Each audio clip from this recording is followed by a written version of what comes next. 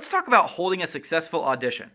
I don't recommend just publicly posting the audition times because you'll never know who will just show up. What we did is to have everyone email us their headshot and resume so that we could weed out actors that didn't fit the role at all. This really reduces your casting choices, so don't be too harsh early on. I was almost certain that I wasn't going to cast William Brad based on his headshot. I'm really glad that I scheduled him to audition, but doing this preliminary cut also saves you from taking up audition time with people that you know aren't right for the part.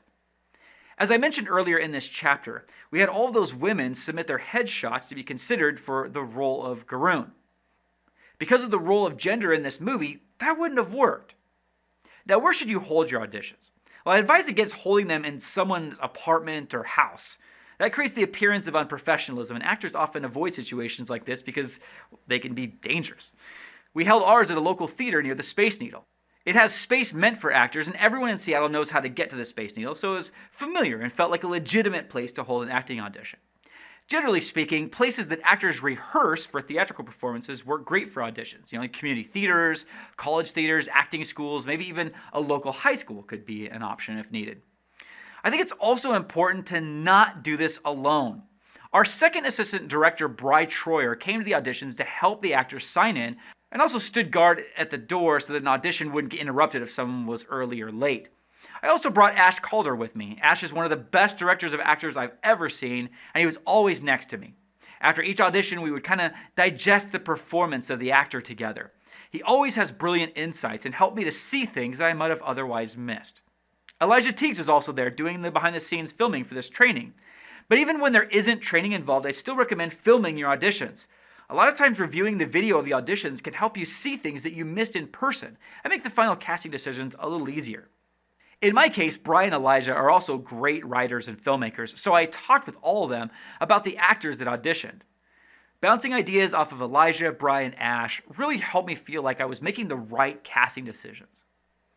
So what do actors do when they audition? This is really up to you, but you should decide and let the actors know beforehand if possible. If your script is in the early stages, you can just have the actors perform a monologue of their choosing. Actors usually have a handful of snippets from plays or movies already memorized for just such an occasion. But I find that it's much better to give the actors sides, which is filmmaker lingo for pages from your script. When actors have sides, they can make choices about who the character is that they're auditioning for. And when they read the words of your actual script, you'll probably have an easier time figuring out if they're right for the part or not. If you use a dialogue scene from your film, it's important that you also bring someone that can read for other characters in the scene. Ideally, you'd have any lead actors that you've already cast be there so you can judge their chemistry with the people auditioning.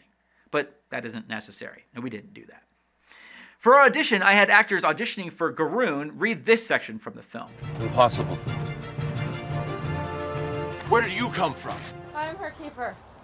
So I had Ash read Tayani's lines, even though he looks and sounds nothing like Eva Jane. But having that extra reader gives the auditioning actor someone to interact with, which helps their performance. That also allows you to judge how well the actors listen to their scene partner, which is very important, as we'll see later in this series. We also had, snacks outside the room for those auditioning so that they felt welcomed and that their time was valuable to us. Once they came into the audition, we had them slate. Now, on set, that term means to use the clapperboard to mark a shot.